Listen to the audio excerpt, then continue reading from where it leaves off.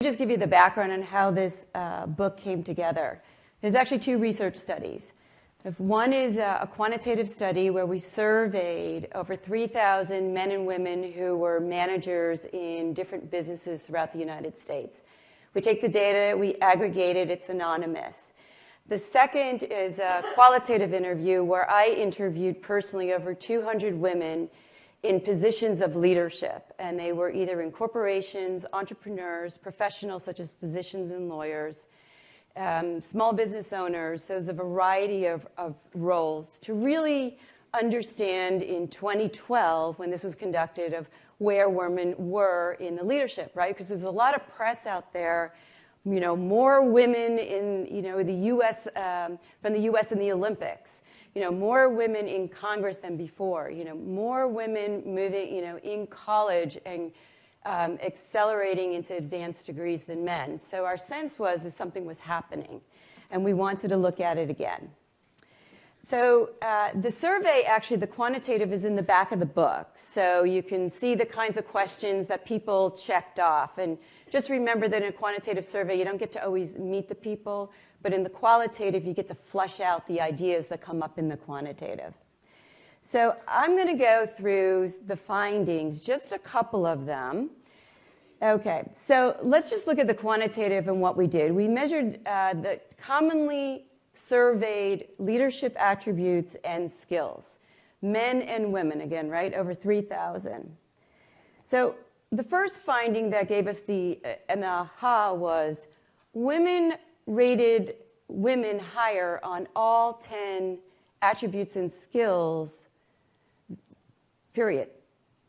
Men, however, did not rank men higher on all 10 attributes and characteristics, which makes you start to wonder, should we really be comparing just men and women? So I said, well, why don't we look at it a different way? We have 3 generations in the study: millennial, which is Y, X, and baby boomers. Why don't we take the data and just slice it that way and see what we come up with? So here's what we found. Generation X and Y, and just to simplify it, the youngest boomer turned 50 either this year or last year. So the under 50 crowd were pretty much gender agnostic. There were little differences, but there really wasn't any major difference.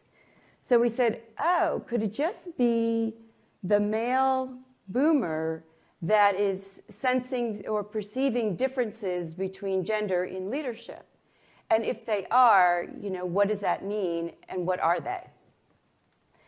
So I, of course, said, well, wait a minute. You know, this is just a study of 3,000. So again, this is one of many studies that people do.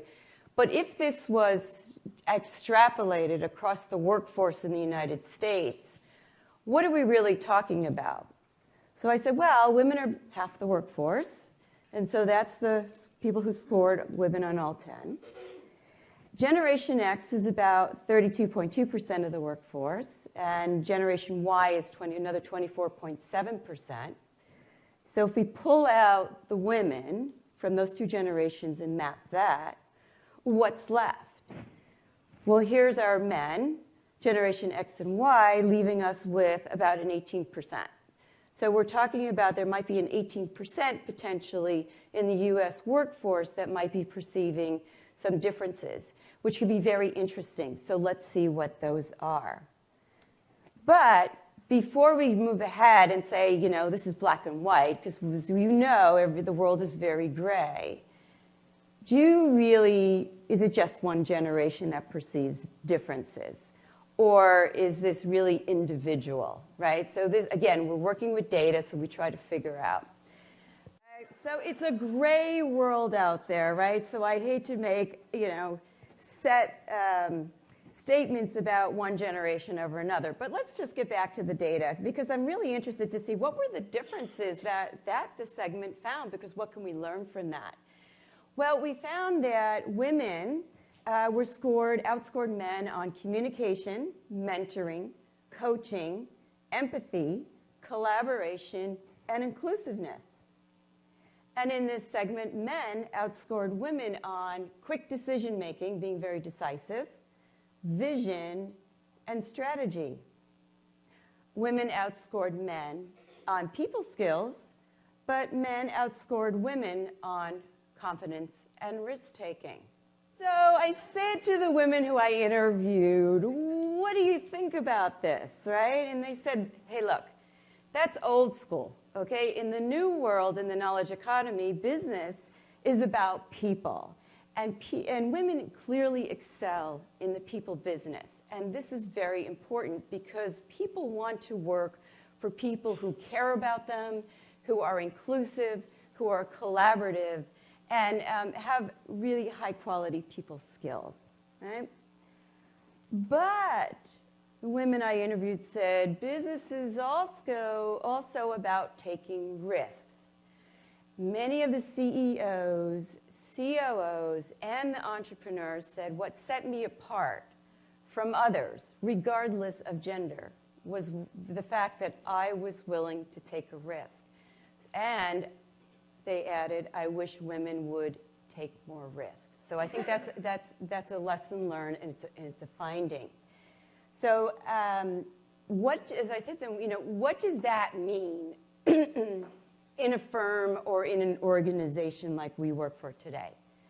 They said, actually, because it's so competitive and innovation is required, calculated risk is now a new valued skill, right, by employees in firms or by leaders. Second, longevity does not ensure promotion, right? That tap on the shoulder, you're next in line because you've been here for a long time, is over. It's the people who are raising their hands, the people who are coming up with the new ideas, the people who are taking a calculated risk, right, are the ones who are now shining in many of these firms. And these are right, and it's just because the world has really changed and become much more competitive. And confidence, what women said, is really linked to some of this risk-taking. So that was another lesson learned. If women can be more confident, they may be more inclined to take risks. Right? But basically the point illustrates what women were explaining is that there's calculated risks, and then you have to assess the situation, and sometimes it's called situational leadership, where you might be in a problem-solving situation, you might be in a crisis where you need to have the confidence that you can take over. That's the kinds of activities and skills that companies or organizations are looking for today.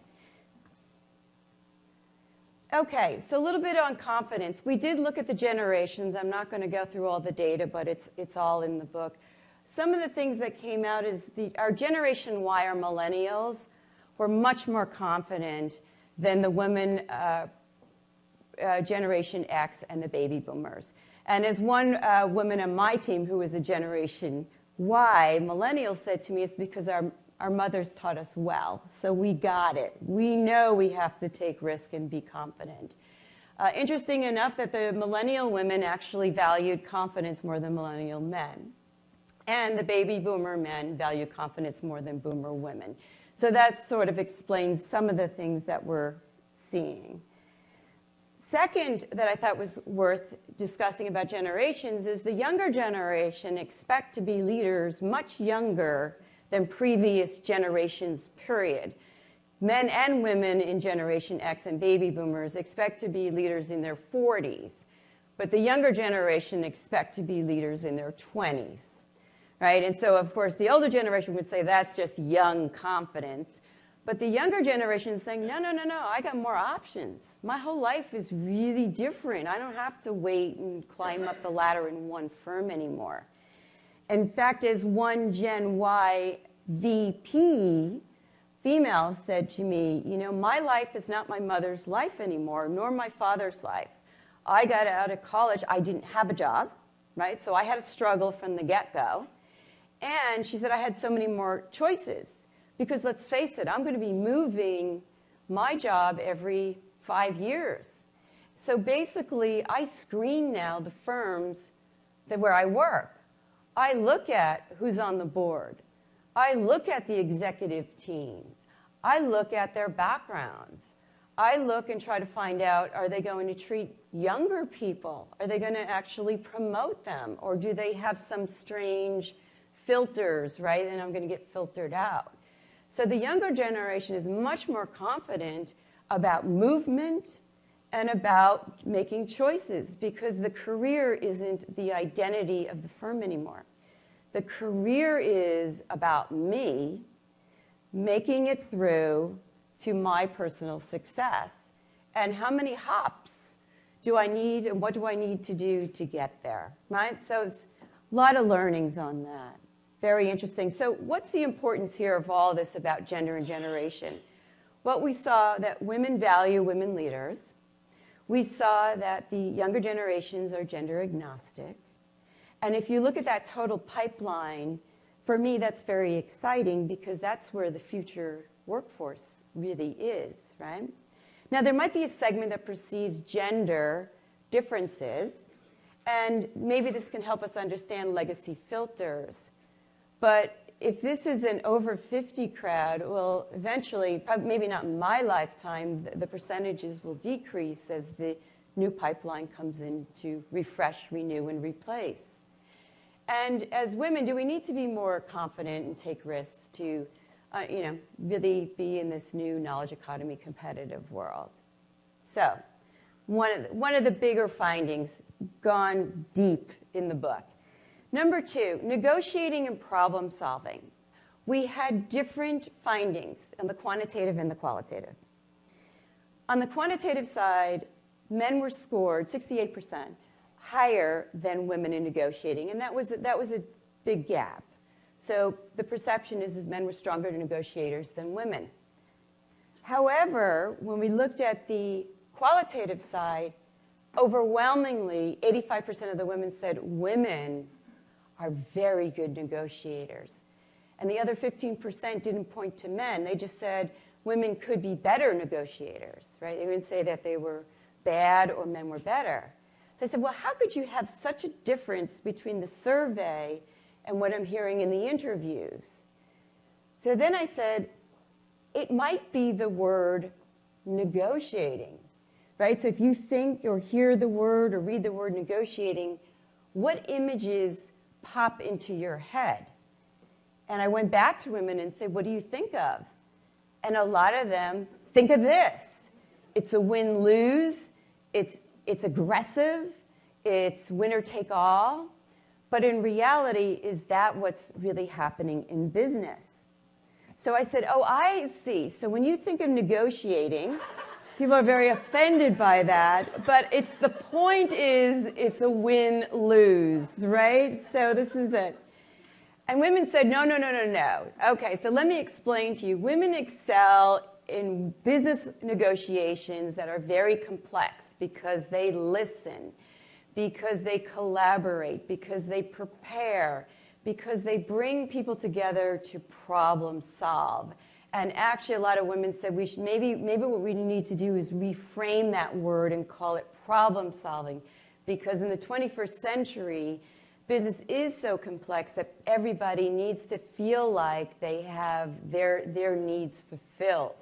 However, women do not like to negotiate for themselves. Salary, title, and job promotion. So this is an area where women could learn more or seize the opportunity to improve.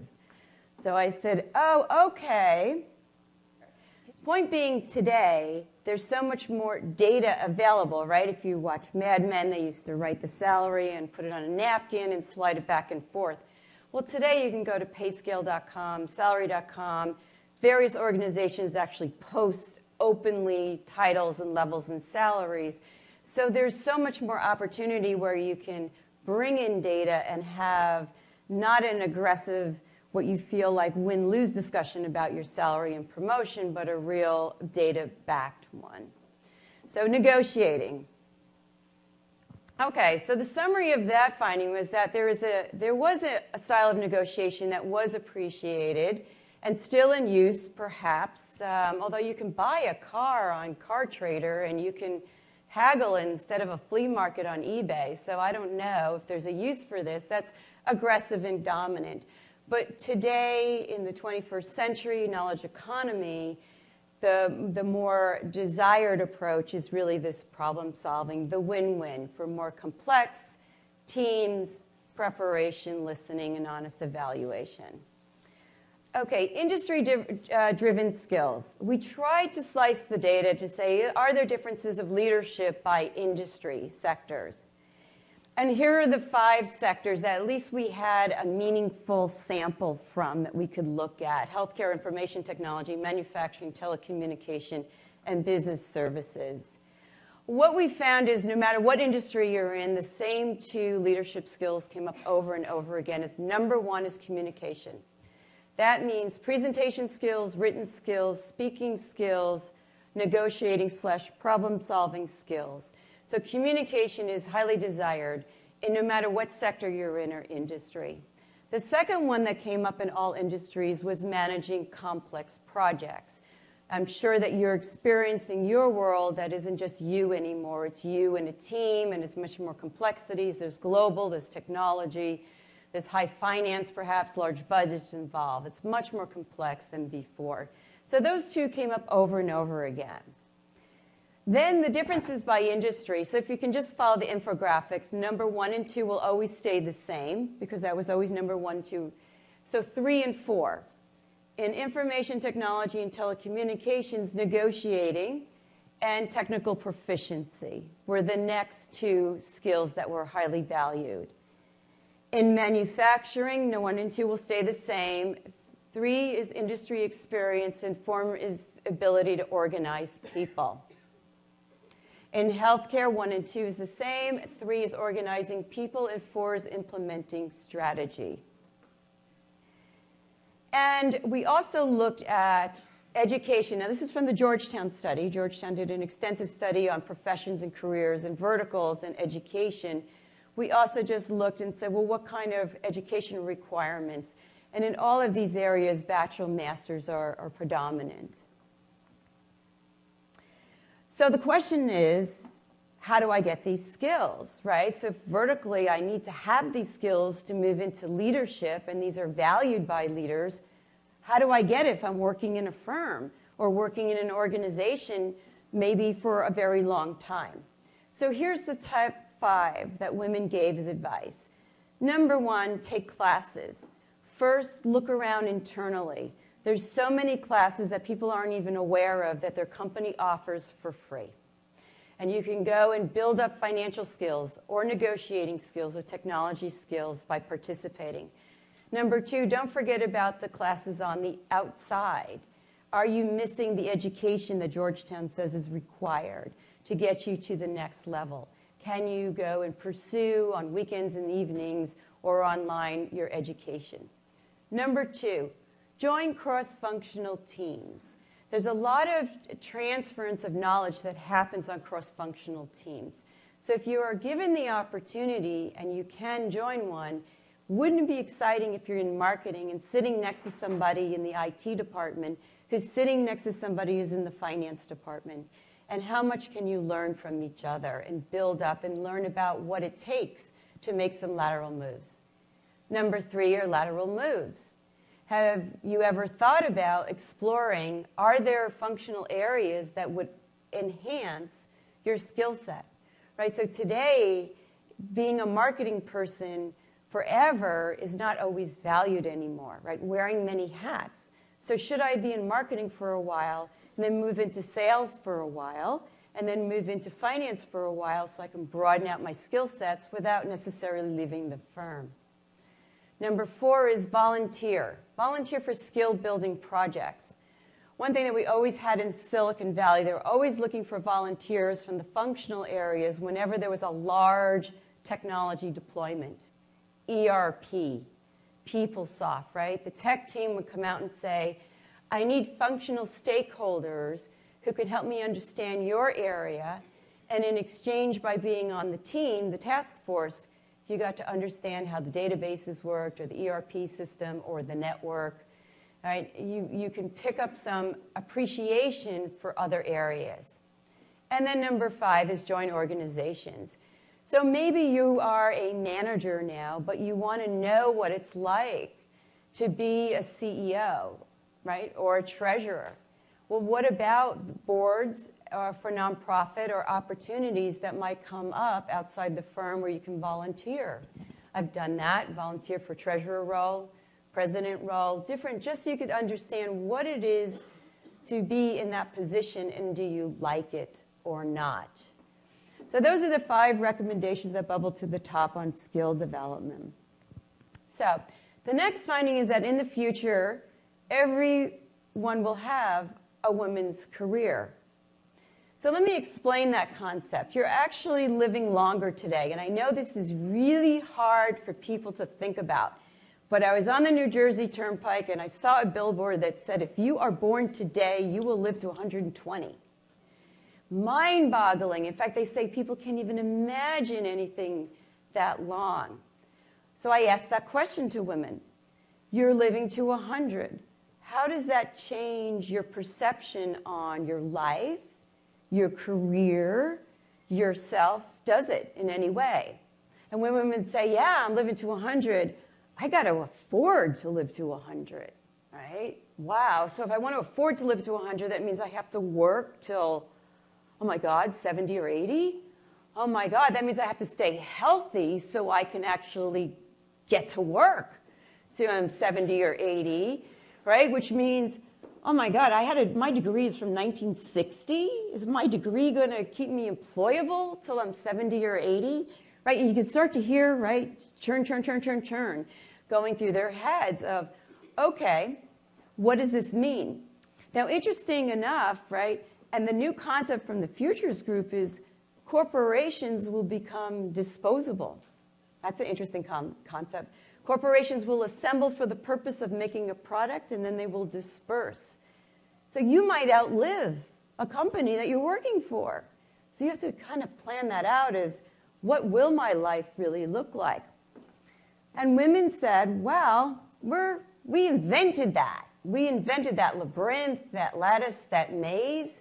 We know what it's like to start in the workforce and then stop out to have kids and then go back, maybe do part-time, and then go back to school, and then do elder care. We understand that. It's the normal for us, and they're teaching their younger generation because that's their new normal.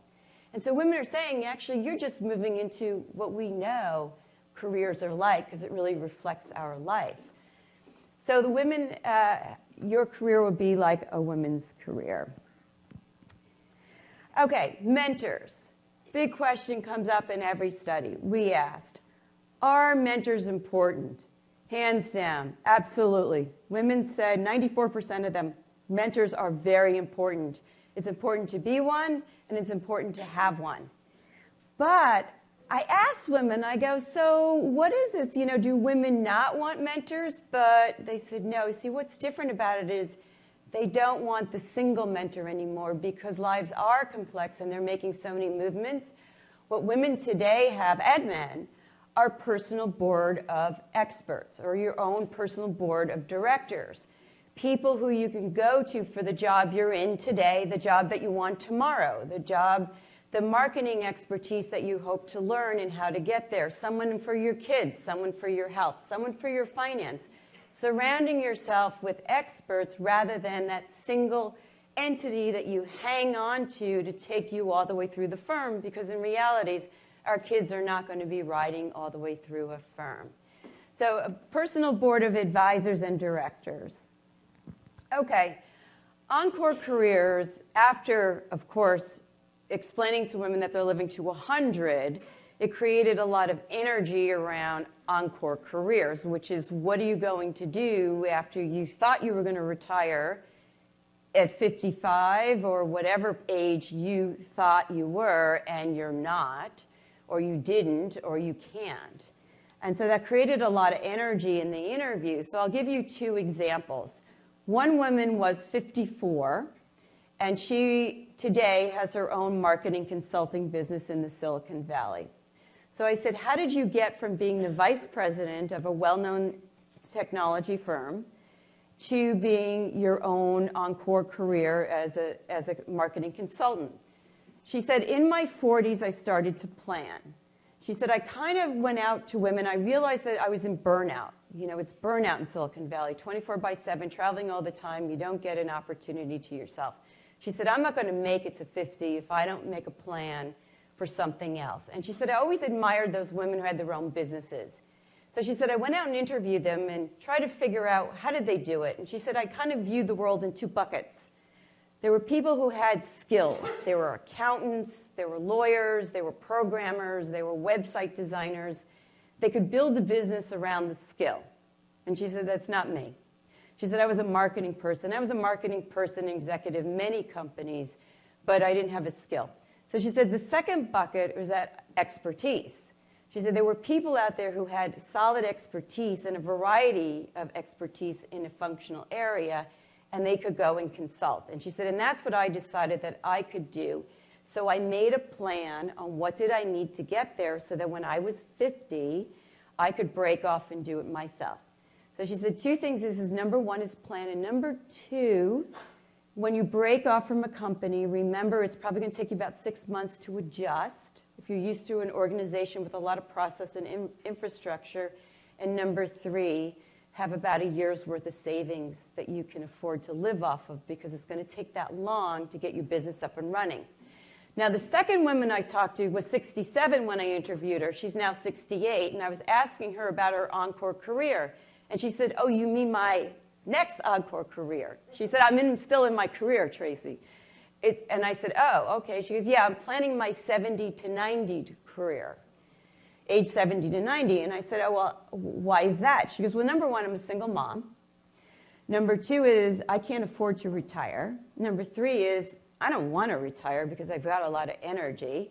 So she said, so I'm planning out my work for the next 20 years, right, 70 to 90. So I said, how do you do that? She said, well, I view the world in two different ways. One is I look at in where I live now because I'm not moving. What are the areas of growth where I can get a job? And she said, in my area, it's healthcare or IT technology. She said, then you have to look at what's age appropriate. Are technology firms going to hire someone who's 70 years old? Probably not. Healthcare, on the other hand, with all the retiring baby boomers or baby boomers looking for services, that could be more age appropriate for me. And she said, let's face it, who better to deal with the geezers but a geezer? So she's taking her gerontology certification, overlaying her incredible background, master's in IT, MBA, and overlaying that for her next step because she wants to keep employable. Common theme, how do you keep employable? Okay, so that concept came up quite a bit from women and being nervous about what life, because let's face it, women right now are living longer than men, and this whole idea of will I be employable? So is career planning important? Well, I think so. I actually threw this chart together. This is how much time people sleep in a year. Career planning, hour and a half a year. That's about how much time people spend on planning their career. Why is it important? You're going to spend about a third of your life, maybe more, working. Probably worth doing a little planning. And to make it more interesting, there's so many more jobs today. In fact, when I got out of college, maybe it was 20-some-odd thousand jobs listed in the BLS, but today it's over 35,000 jobs, and many have not been invented yet. So you don't know how many more configurations of jobs will emerge. So it requires more planning and understanding. So what do I recommend? I recommend that you start to look at yourself like a product or a service, right? You have to get, like I say, Tracey Wilen, through life. Right? What is my financial plan? What is my health plan? What is my education plan? Nobody's going to take care of that for me but me. So I have to start looking at myself in terms of decades. What am I going to do in my 20s? What am I going to do in my 30s? What am I going to do in my 40s? What am I going to do in each decade so that Tracey Wilen gets to 100? Right? Because nobody else is going to figure that out for me. The last slide I'll show you is something I call mom power. Now, this is my millennial researcher on the team said this is like a non-event, but this was a big event for me. So if you can just share the story. So I have 10 books, but 8 are on women. on women's studies. In the early 90s, that's when I started my research on women doing international business. And I would always drop in a question to women, what impact has your mother had on your career? Because my mother actually had a lot of influence on my career and decisions in life. And women would never mention their mothers. And that was probably during the time and how they were raised, because they didn't really see their mothers in any kind of work role that they could emulate or model. And so they would always talk about their fathers or their brothers or a male at work that really was giving them guidance or mentoring them through their careers. So now in these interviews, 200 interviews in 2012, I asked the same question, and the word mom comes up 702 times in 200 interviews, which is an average, if you think about it, 3 to 4 times per interview. Women and moms have become major players in young women's lives and in the boomer women's lives, because they were reflecting back saying, you know, I learned these 21st century skills, problem solving, negotiating, all of these because I watched my mom in her role at that time. So it's a lesson there to learn is you remember you are a role model now to other women and younger women, and that's really important. And you probably did learn a lot. Both sons and daughters are learning a lot from both, you know, mothers and fathers. So that was a big surprise for me. Thank you very much for your time this morning. I really appreciate it.